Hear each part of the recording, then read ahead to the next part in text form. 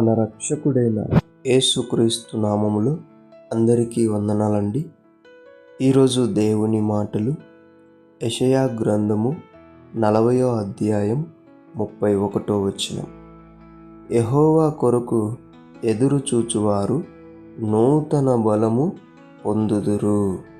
ఆమేన్. ప్రియమైన దేవుని బిడ్డలారా,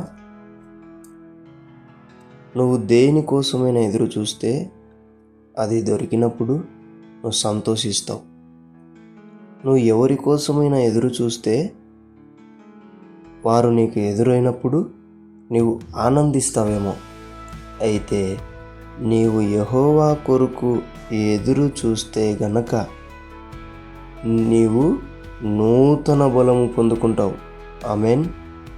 ప్రియ దేవుని బిడ్డలారా, ఆయన కొరకు ఎదురు చూస్తూ ప్రతి దినం ప్రతి క్షణం మనమందరము నూతన బలం పొందుకుందుముగాక.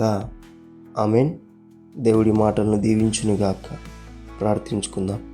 దేవా, మీకు వందనాలు, స్తోత్రాలు నాయన.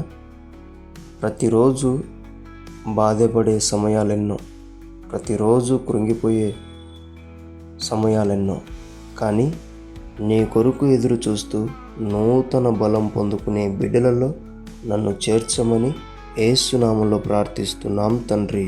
ఆమేన్.